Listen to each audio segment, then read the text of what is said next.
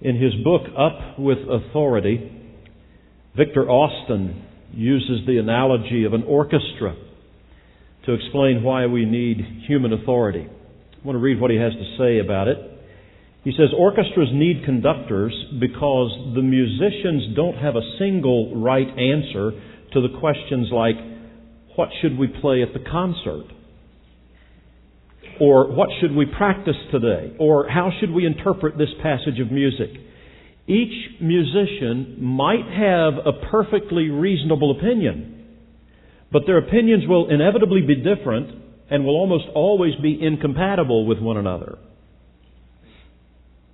And it's no good for each musician to do what is right in his or her own ears. It won't do for the brass section to insist on playing one musical piece if the strings have chosen to play a completely different piece. If the orchestra is to perform coherently, if the musicians want to perform music rather than just making noise, somebody has to have authority to decide. By submitting to the authority of a conductor, individual musicians attain musical expression they could never attain or realize individually or even as a collection of freewheeling players. Authority is necessary for classical musicians to bring musical fulfillment to others. What is true for orchestras, Austin says, is true for human life in general. And he is so right. And the problem, however, is that we live in a culture that devalues authority. We live in a culture that basically has come to the corporate conclusion, and it is fed to us constantly. We have come to the conclusion in this culture that there is no ultimate authority. There is no authority of right or wrong. It's called moral relativism. There are no moral absolutes. So if there are no moral absolutes, if there is no ultimate authority, then nobody else has the right to tell me how to live. Nobody else has the right to be over me, to tell me what I should do. It's my life. I'll do what I want to. And that's the pervasive opinion of our culture. We are in a crisis when it comes to authority. The general attitude is that no authority is to be respected and most authority is to be resisted. So how do we deal with that when we as believers understand and hopefully really believe that there is an ultimate authority? There are moral absolutes. That ultimate authority is God. And He has declared His moral absolutes in His Word, the Bible. So how do we deal with the prevailing opinion of our culture that there is no moral absolute and there is no real authority over me? I'm the master of my own fate, as the well-known poem Invictus says. I am the captain of my own ship. I'm the master of my own fate. Nobody has the right to tell me what. How do we deal with that when we do believe in authority? Well, maybe we need to go back to the authority on authority. If God has communicated His wisdom and will through His Word, our authority, then this is the place to find out what He believes, what He says, what He communicates to us about authority, and we find that exact issue dealt with in the book of Ecclesiastes by Solomon. We find ourselves today in chapter 8 of Ecclesiastes,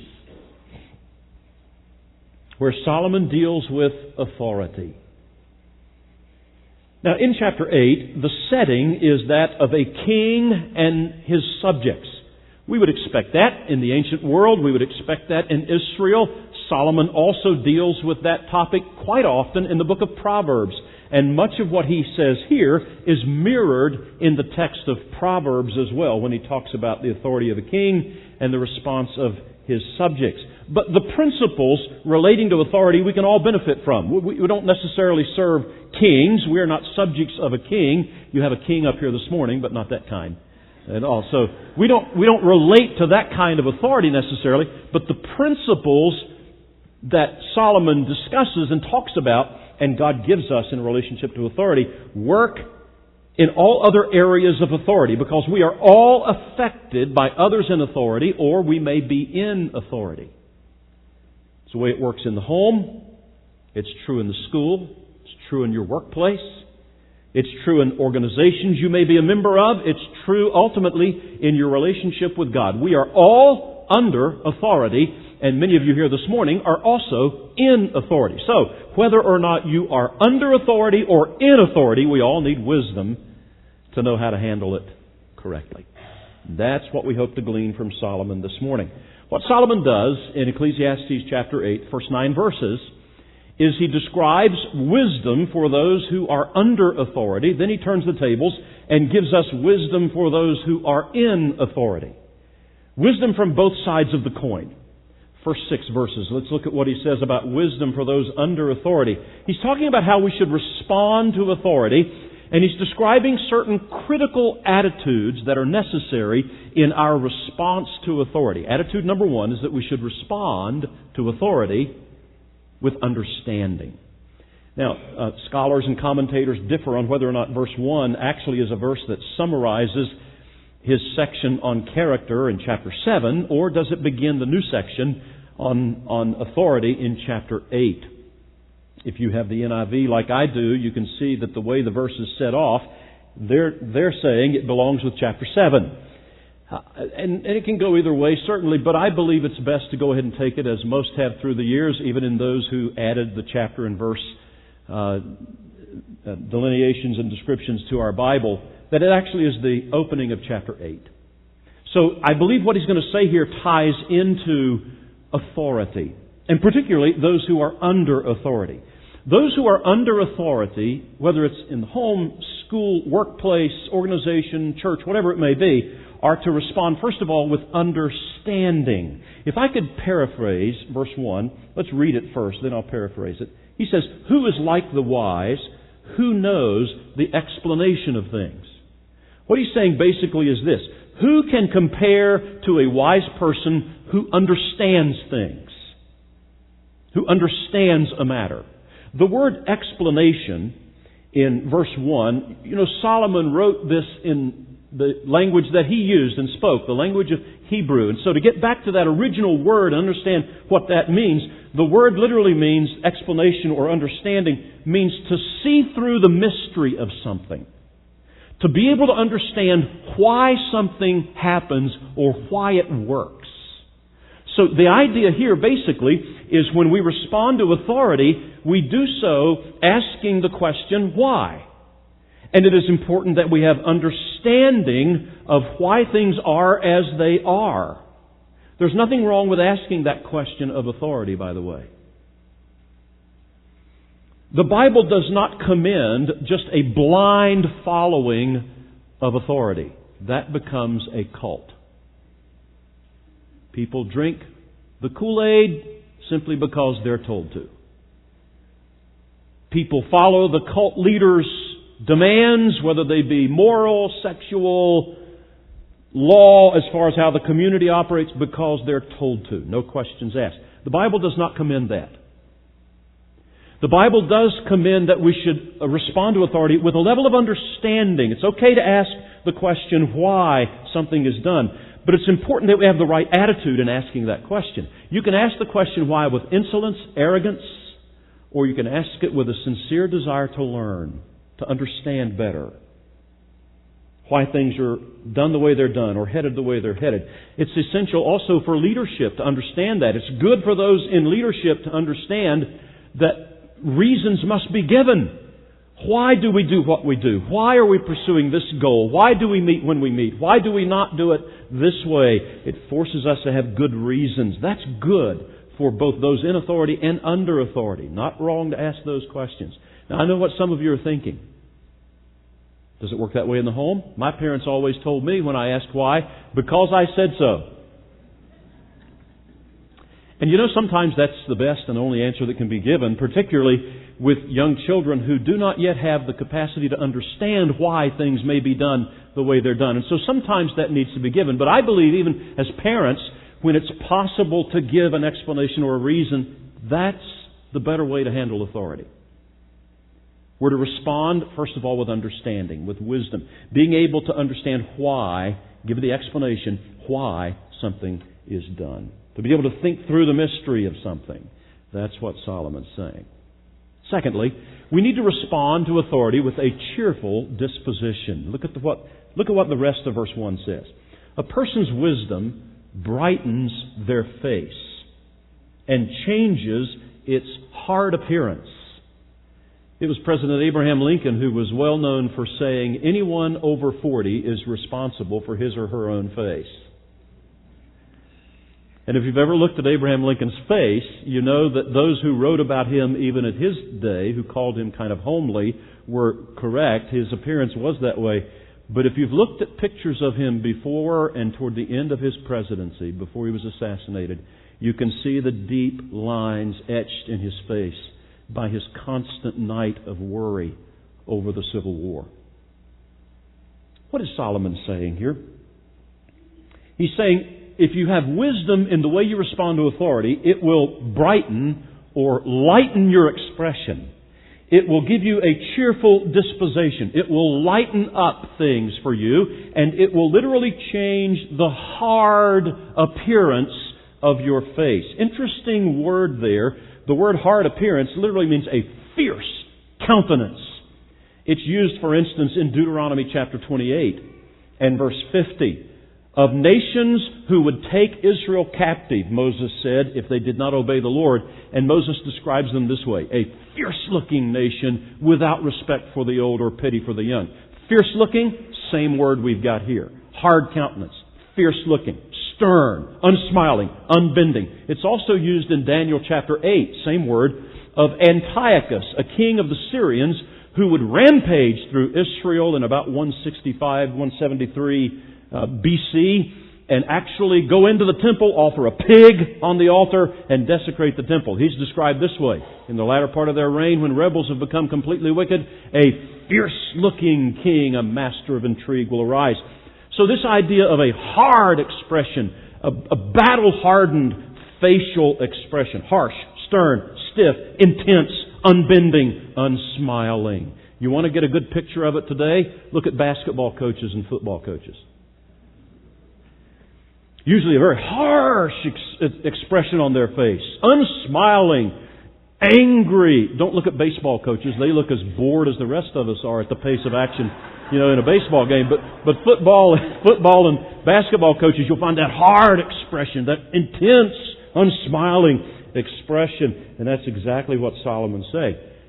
Here it is in relationship to authority. In relationship to authority, are you chafing under it, or are you able to enjoy it? Say, John, you don't know what my workplace is like. You don't know what my home situation is like. I probably don't. But I've been in ministry almost 40 years. This July will be 40 years. I think I've heard just about everything. It is possible to have a cheerful disposition, even under authority. Try loosening up a little bit. Try smiling a little bit. It will release a lot of tension, and it will probably help your face look a little better when you're 70 as well. Cheerful disposition under authority. Third response we should have is a response of obedience. Look at verse 2. Obey the king's command, I say, because you took an oath before God. Now, that's interesting. It's a little unclear, even in their culture, in the Hebrew culture, what he means by you took an oath before God. Did they literally take an oath of allegiance to the king? They might have. But basically what Solomon is saying is whatever oath you've taken to authorities over you, make sure you realize there is a spiritual connotation to it. It is an oath before God. And God sees your response to authority as your response to Him. It is true in every level of authority you face. The Bible always puts a spiritual underpinning, foundation, or spiritual grounds to our authority. It is our responsibility before God to obey the authorities over us unless those authorities directly contradict God's Word. Then obviously we have the higher authority of God and His Word over our lives. But that principle is true. It's true in the home. Look at this verse, Ephesians chapter 6, verse 1. Children, obey your parents in the Lord, for this is right. Submission to authority in the home is God's purpose and plan and desire. It's true on the job. Look at Colossians 3:22. Slaves, obey your earthly masters in everything, and do it not only when their eye is on you, to curry their favor, but with sincerity of heart and reverence for the Lord. The only comparison we have with the situation Paul was addressing in Colossae is our job situation. You say, yeah, it's a lot like slavery to me. But your job situation has probably a supervisor over you, a boss, someone who's responsible for you to tell you what to do or give you guidance or something in your job. Or you may be that person in authority. But if you're under authority, the Bible says you're responsible before God to obey that authority. Same thing is true with government authority, the principle of government. Romans chapter 13, notice these strong words Paul gives us. Let everyone be subject to the governing authorities, for there is no authority except that which God has established. The authorities that exist, speaking of the principle of human government, have been established by God. And notice this strong warning. Consequently, whoever rebels against the authority is rebelling against what God has instituted, and those who do so will bring judgment on themselves. We're responsible to be obedient, submissive to governmental authorities. Fourthly, we're responsible even in regard to the church, whether it's authority in the church. Same thing is true. Look at what the writer of Hebrews says, Hebrews 13:17. Have confidence in your leaders. Now let me pause right there a moment. What leaders is he talking about? Government, business, home? No. He's already described who they are in verse 7, those who teach you the Word of God. He's talking in the context of the church. Have confidence in your leaders, submit to their authority because they keep watch over you, literally shepherd you, as those who must give an account, and that account obviously will be given to God. Do this so that their work will be a joy, not a burden, for that would be of no benefit to you. Now, obviously, again, this is not unquestioned authority. This is not unquestioning submission to authority. It is not blind following of authority. Again, the questions sometimes need to be asked of those in authority. But overall, the Scriptures are saying you are under authority to God to obey the authorities that He's placed over you. Obedience is our response to authority. Fourth response we should have is respect. Respect. Verses 3 and 4 talk about that. Do not be in a hurry to leave the king's presence. Let me stop right there. In these two verses, Solomon describes three ways that respect for authority is displayed. And the first one is this: no angry departures. Even if you disagree, even if you're upset, no angry departures from the room. He says it very clearly. Do not be in a hurry to leave the king's presence. And I think he's talking about in the sense of how you respond to his authority even if you disagree. You don't angrily storm out of the room. Second thing you don't do if you're going to show respect is you do not have any subtle undermining of his authority or her authority. What he says in the middle of verse 3. Do not stand up for a bad cause, for he will do whatever he pleases. Standing up for a bad cause. In the context here of king and subjects, he's talking about a cause that is designed to overthrow the king or intimidate the king or undermine his authority. And what Solomon is saying, don't get involved in that kind of stuff. He may have been thinking about his own half-brother, Absalom, who did that to King David. Now, obviously, David was partially at fault when David brought Absalom back into the kingdom, back from exile after Absalom had been exiled for murdering his brother, and that's a whole other story. David was responsible for not ever reestablishing close contact with Absalom. He paid the price for that, but Absalom began to subtly undermine David's authority. This is the way he did it. He would camp outside the city gate where people would be coming into the city to make an appointment to see the king about official business, and he would stop them. He would say, "King doesn't have any time for you. In fact, he's really not interested in what your problem is, but I am. Come on, have a seat right here and talk with me." And the Bible says in that way, he won over the hearts of the Israelites and led a rebellion against his father, which for a time drove David off the throne until God restored him to that position of authority. What Solomon is saying is don't get involved in a cause like that, in a bad cause. Don't do that. No subtle undermining of authority. And then the third way that we show respect, not only no angry departures from the room, no subtle undermining of authority, but also no arrogant questions. Look at verse 4. Since a king's word is supreme, who can say to him, "What are you doing?" And the thought, the idea, the tone of the verse really is that kind of arrogance and insolence. What do you think you're doing? Now, again, it's not wrong to question authority, but the tone of the question, the spirit, the motive behind the question. Here's someone who has authority. In this culture, the king's word is supreme. So don't ask arrogant questions. Who do you think you are? What do you think you're doing? Don't ask arrogant questions. It's fine to ask questions, but ask them with tact. Tact is a good word. It may not be a Bible word, but it describes a Bible mentality. The Bible would call it gentleness or meekness. But tact is a good word. Someone has said tact is really the ability to make people feel at home when that's really where you wish they were. And that's true, but it's not the best description of tact. You know, the word tact comes from our sense of feel. We talk about the tactile sense. The Latin word for tact literally means to feel. So tact means that you have a feel for the situation. You understand the need to navigate things delicately. And so rather than just barging in with both guns blazing, you avoid needless offense. You're sensitive to the other person's feelings. You understand both sides of an issue, and you seek to make reconciliation with gentleness and meekness, kindness, courtesy. That's tact. And that's what Solomon is saying. To show respect for authority, and you can show respect for authority even if you disagree with the decisions of that authority. It means no angry departures, storming out the door. It means no subtle undermining of authority and no arrogant questions. What are you doing? So respect. The fifth kind of response to authority is patience. This is the fifth attitude that Solomon enjoins upon us in verses 5 and 6. Whoever obeys his command will come to no harm, and the wise heart will know the proper time and procedure. For there is a proper time and procedure for every matter, though a person may be weighed down by misery. Now here's the picture here. Again, he is not saying blind obedience to authority, unquestioning following of authority.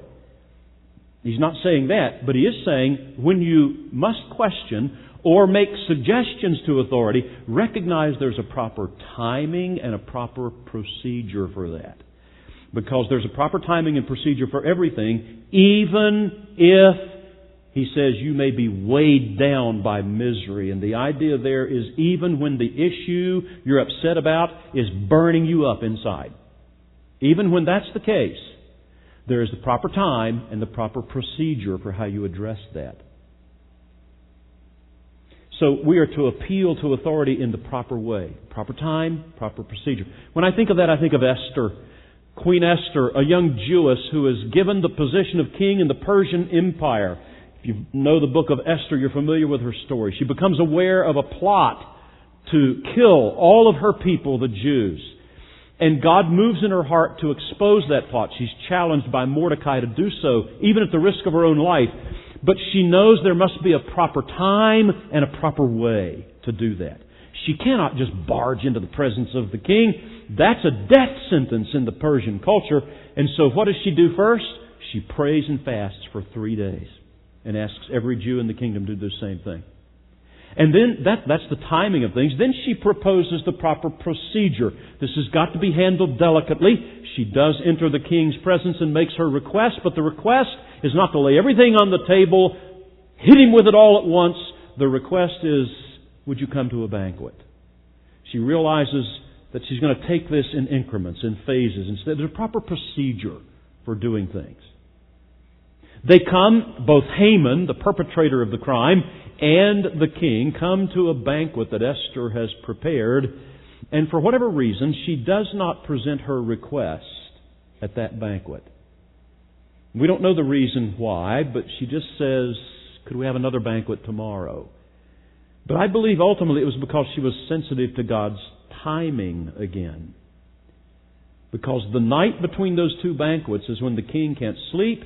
He is made aware of a key piece of the puzzle that will help him respond appropriately to Esther's request.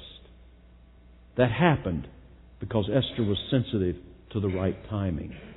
So there's a proper timing and a proper procedure for everything. Even when the issue is burning down inside you, patience. Patience for the proper time and the proper way of handling authority.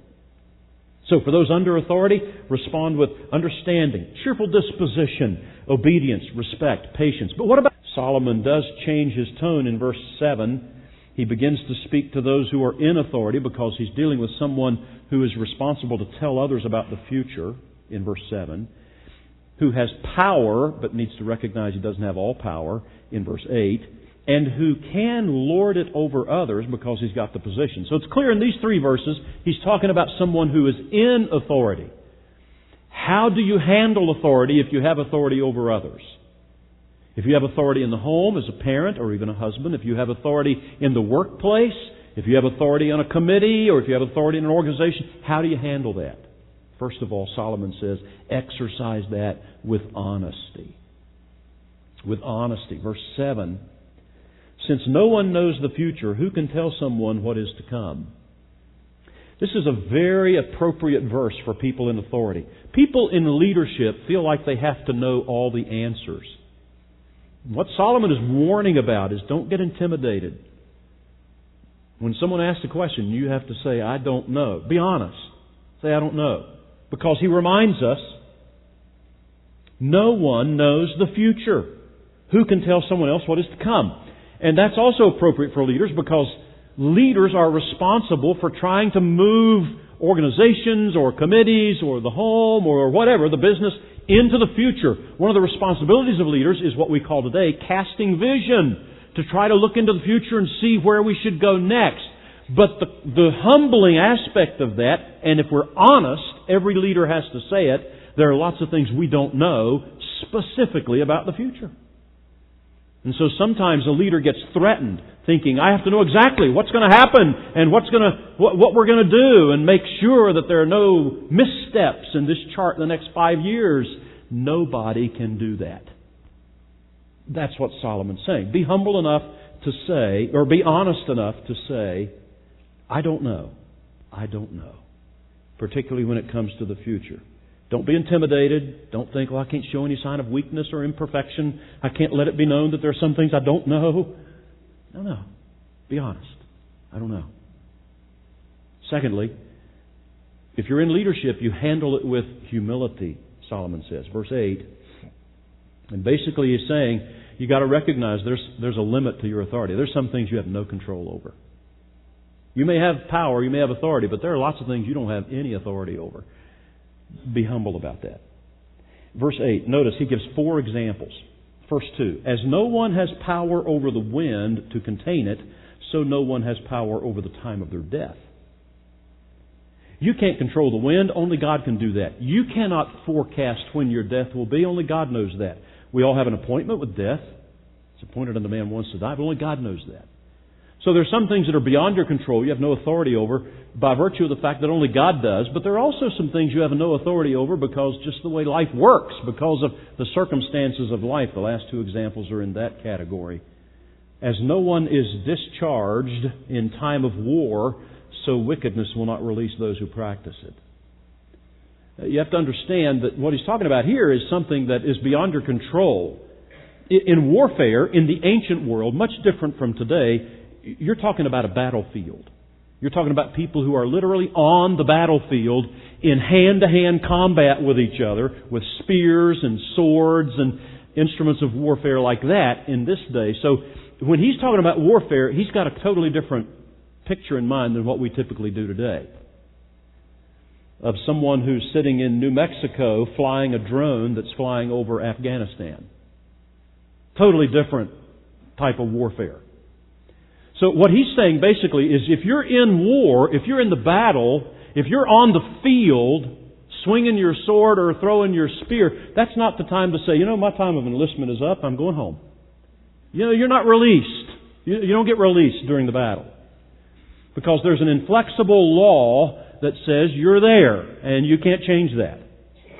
And he says, just as there are inflexible physical laws like that, there are inflexible spiritual laws too that are beyond your control. And he mentions one in verse 8, so wickedness will not release those who practice it.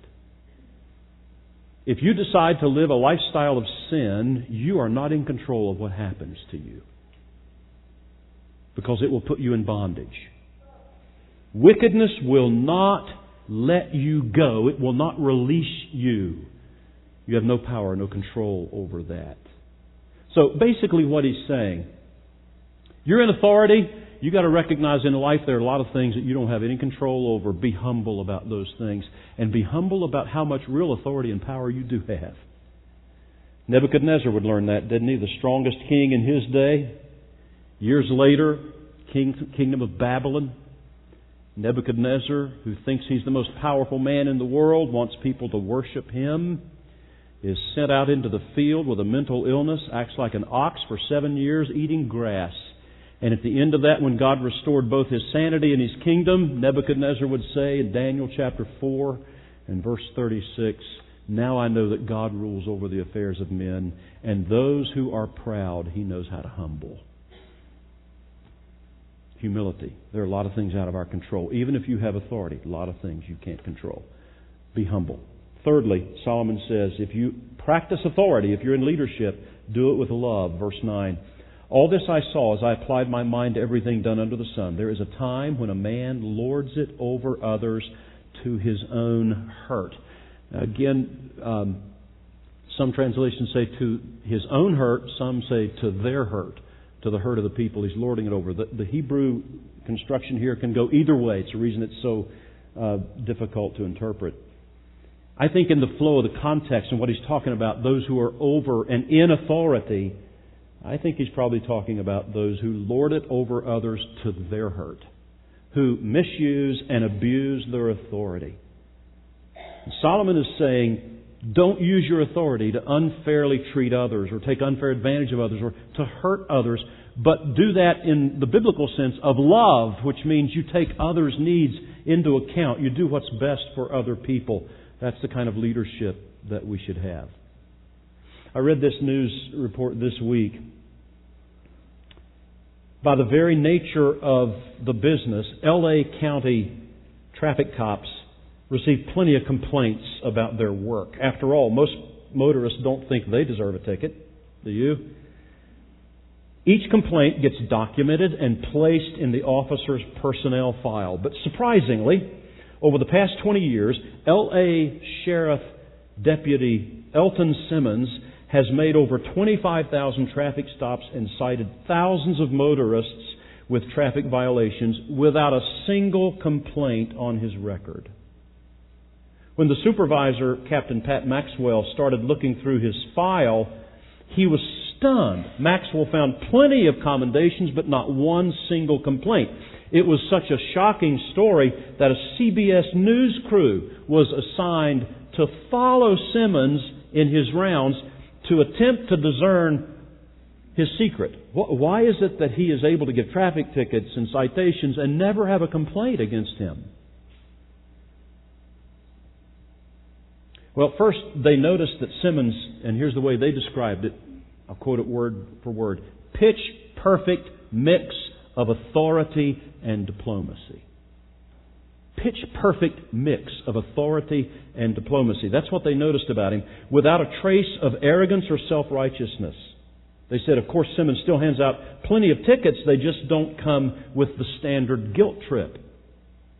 Here's how he himself described his approach when he was asked about it by the news crew. He says, I'm here with you. I'm not up here. And he put his hands up like that. He said, one thing I hate is to be looked down on.